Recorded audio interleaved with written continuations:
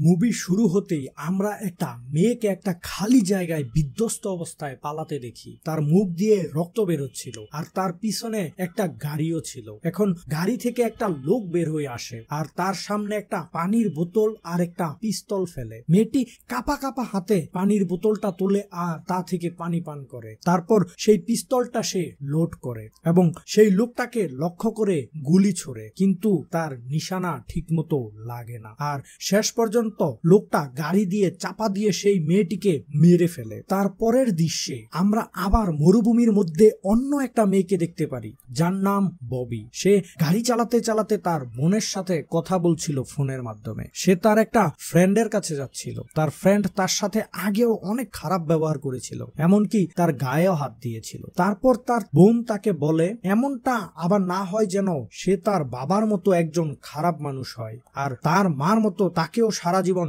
সহ্য করতে হয়। কিন্তু ববি তার বোনের কথা শুনে না, কেননা সে তাদের সম্পর্কটাকে আর একটা সুযোগ দিতে চাচ্ছিল। রাস্তার মধ্যে সে একটা তেলের পাম্পে গাড়ি থামায় আর সেইখানে তার একটা পুলিশের সাথে দেখা হয়। পুলিশ তাকে ড্রিঙ্কস এর অফার করে, কিন্তু সে তাকে কোনো ইন্টারেস্ট দেখায় না। সে তার পাওনা টাকা পরিশোধ করে আর তার গন্তব্যের দিকে যেতে থাকে। তখনও সে তার বোনের সাথেই কথা বলছিল। তার বোন তার ফ্রেন্ডকে নিয়ে অনেক আজে বাজে কথা বলতে থাকে, যা ববির কাছে মোটেও ভালো লাগছিল না। তাই সে রেগে গিয়ে তার গাড়ির গতি বাড়িয়ে দেয় আর তখন রাস্তার পাশে থাকা পুলিশের গাড়ি সে লক্ষ্যই করতে পারে না। তার গাড়ির গতি বেশি থাকার কারণে পুলিশের গাড়িটা তার পিছু নেয় এবং তাকে থামতে বলে। কোনো উপায় না দেখে ববি গাড়ি থামাতে বাধ্য হয় আর পুলিশের গাড়ি থেকে সেই লোকটি বের হয়ে আসে, যে কিছুক্ষণ আগে তার সাথে কথা বলার চেষ্টা করছিল। পুলিশটা তখন তাকে জানায় যে তাকে $1000 জরিমানা দিতে হবে। ববি তখন অবাক হয়ে যায়, কারণ এই সামান্য ভুলের জন্য এত টাকা দিতে হচ্ছে কেন? আর তার কাছে তখন এত টাকা ক্যাশও ছিল না। তখন পুলিশটা বলে, দেখো,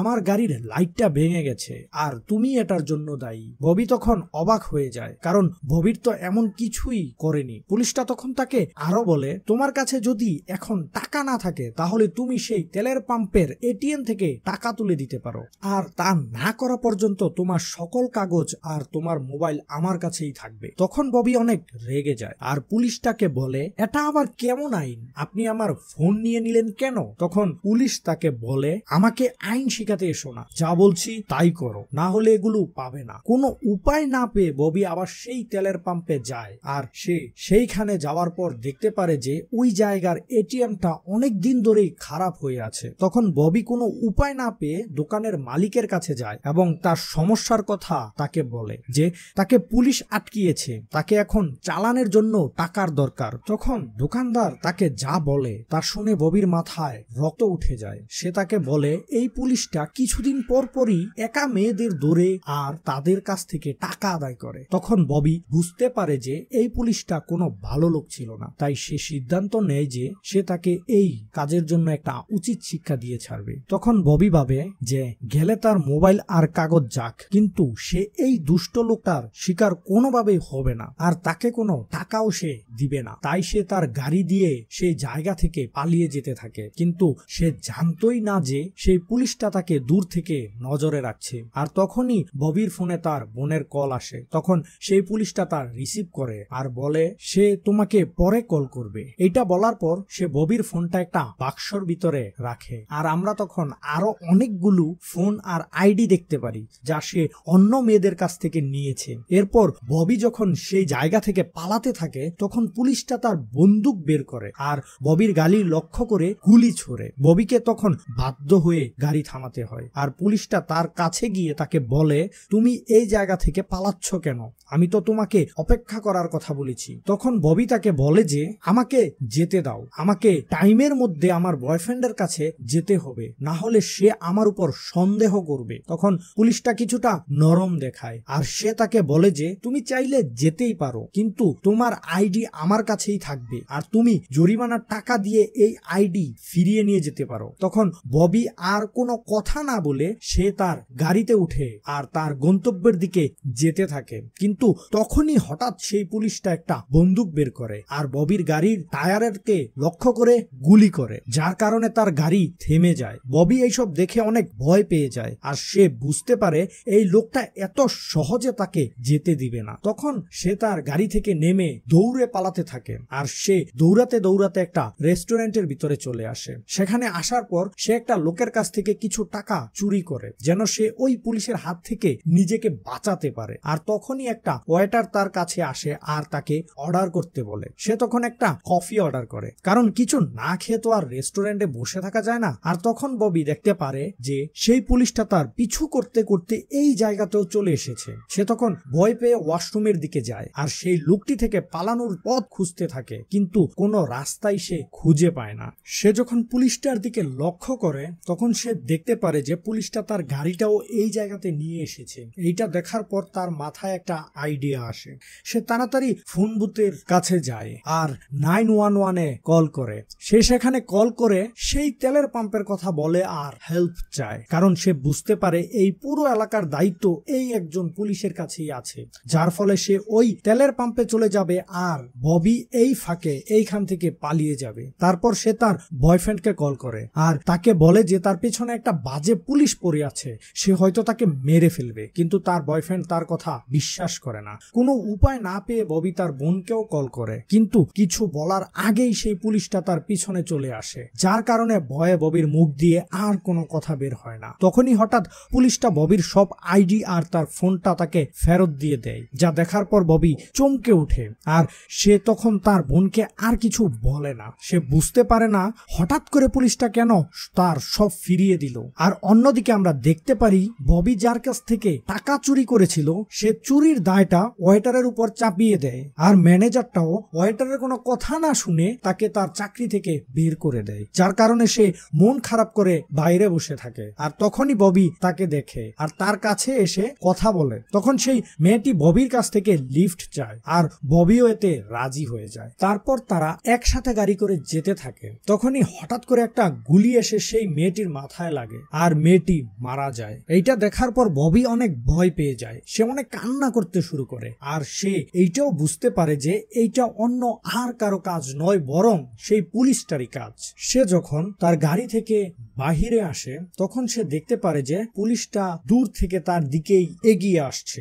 এইটা দেখার পর ববি অনেক ভয় পেয়ে যায় আর সে সাথে সাথে তার গাড়িতে উঠে বসে আর সেই জায়গা থেকে পালাতে থাকে। কিন্তু ততক্ষণে সেই পুলিশটাও তার পিছু নিতে শুরু করেছে। ববি যখন গাড়ি নিয়ে পালাচ্ছিল সে সামনে একটা ট্রাক দেখতে পারে। সে তখন সাহায্যের আশায় সেই ট্রাকটার সামনে গিয়ে তার গাড়ি দাঁড় করায় এবং ট্রাকটায় থাকা লোকটার কাছে সাহায্যের আবেদন করে। সে তাকে বলে যে আমার পিছনে একটা পুলিশ লেগে আছে আর সে আমাকে মারতে চায়। তখন সেই লোকটা তার ট্রাক থেকে একটা বন্দুক নিয়ে নিচে নামে আর সেই পুলিশটার দিকে বন্দুক তাক করে, কিন্তু পুলিশটা তখন একটা চাল খাটায়। সে লোকটাকে বলে এই মেয়েটা একটা কিলার, সে একটা মেয়েকে মেরে ফেলেছে, তাই পুলিশ তাকে খুঁজছে। কিন্তু লোকটা তখন ববির দিকে তাকায় আর সে ববির অবস্থা দেখে বুঝতে পারে যে পুলিশটাই মিথ্যা কথা বলছে। কিন্তু সে যতক্ষণে দাতস্থ হবে ততক্ষণে পুলিশটা তাকে গুলি করে দেয় আর সে মাটিতে লুটিয়ে পড়ে। অবস্থা বেগতিক দেখে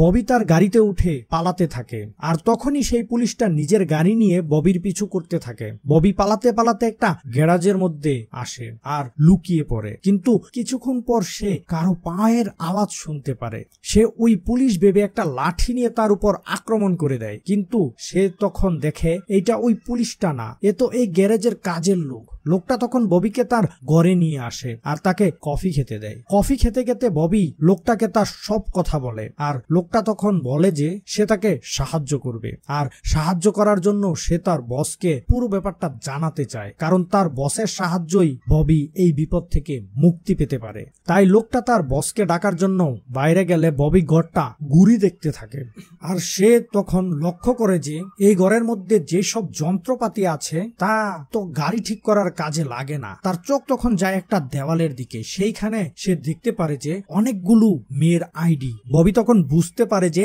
এইটাই সেই পুলিশের আড্ডাখানা, কিন্তু কিছু বুঝে ওঠার আগে সেই পুলিশটা তার সামনে চলে আসে আর তাকে দেখে ববি অনেক ভয় পেয়ে যায়। পুলিশটা তার কাছে আসে আর তাকে বলে যে এই দেওয়ালে যাদের দেখতে পাচ্ছ তারা সবাই আমার শিকার। কিন্তু তখন হঠাৎ করে সেই লোকটা পিছন থেকে এসে ববির মাথায় একটা বাড়ি দিয়ে তাকে অজ্ঞান করে দেয়। আসলে এই লোকটা ছিল সেই পুলিশটারই ভাই। তারা দুজন মিলে এই সব মেয়েদের মারে। আস্তে আস্তে যখন ববির জ্ঞান ফিরে আসে তখন সে দেখতে পারে যে তাকে একটা চেয়ারের সাথে বেঁধে রাখা হয়েছে আর সেই পুলিশটা তার সামনেই বসা। সেই পুলিশটা তখন তার জীবনের গল্প ববিকে শোনাতে শুরু করে। আসলে এদের মা একজন বাজে মহিলা ছিল, যার কারণে তাদের ছোটবেলায় অনেক বেশি সাফার করতে হয়েছিল, আর এই কারণেই তারা দুই ভাই একটা সাইকোতে পরিণত হয়েছে। তাই তারা মেয়েদেরকে এত ঘৃণা করে। আর তখন সেই পুলিশটা ববিকে একটা চাকু দেখায় আর সে বলে যে এই চাকুতে তার নিজের মায়ের রক্ত লেগে আছে, যার মানে হলো এই পুলিশটা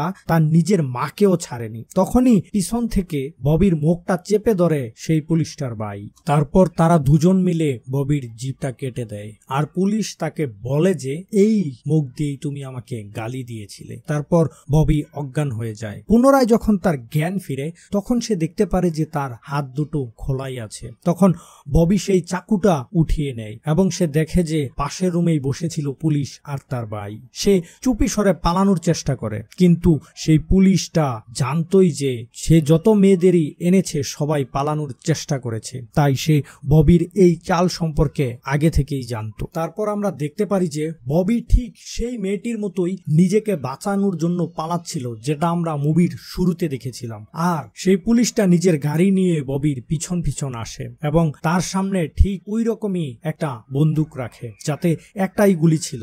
ববি বন্দুকটা লোড করে এবং সে ওই পুলিশটাকে না মারতে চেয়ে নিজেকেই গুলি করে দেয়। এটা দেখার পরে পুলিশটার মাথা গরম হয়ে যায়, কারণ এই খেলাটা সে এইভাবে সাজায়নি। তারপর পুলিশটা ববির কাছে আসে আর তখনই ববি হঠাৎ করে জেগে ওঠে আর তার হাতে থাকা চাকুটি দিয়ে সেই পুলিশটাকে আঘাত করে দেয়। আসলে ববি নিজের মাথায় গুলি না করে হাওয়ার মধ্যে গুলি করেছিল, যেটা দেখার পরে পুলিশটার মাথা গরম হয়ে যায় এবং সে কিছু বুঝতে না পেরে মাটিতে লুটিয়ে পড়ে। তখন ববি দৌড়ে গিয়ে সেই পুলিশটার গাড়িতে ওঠে এবং সেই গাড়ি চালিয়ে দেয় সেই পুলিশটার উপর দিয়েই। এইভাবে এই পুলিশটার ইচ্ছা সেইখানে খতম করে দেয় এবং সে আবার ওই গ্যারেজে ফিরে যায় কিছু আইডি আর তার ফোন নেওয়ার জন্য। সে যখন আইডিগুলো নিচ্ছিল তখন হঠাৎ করে এই পুলিশের ভাইটা তার উপর আক্রমণ করে দেয়। ববি তাকেও নির্মমভাবে মেরে ফেলে আর সে গাড়ি নিয়ে নিজের বাড়ির দিকে যাচ্ছিল। তখনই আমরা দেখতে পারি যে ববির ফোনটা বেজে ওঠে। তার বয়ফ্রেন্ড তাকে কল দিচ্ছিল, কিন্তু ববি তার ফোনটা রিসিভ না করে ফোনটাই জানালা দিয়ে বাইরে ফেলে দেয়, কেননা ববির দুঃসময়ে তার সাথে কেউ ছিল না। এই ছিল আজকের ভিডিওতে। ভিডিওটা যদি ভালো লেগে থাকে তাহলে অবশ্যই সাবস্ক্রাইব আর শেয়ার বা লাইক করতে ভুলবেন না। দেখা হচ্ছে পরের কোনো ভিডিওতে।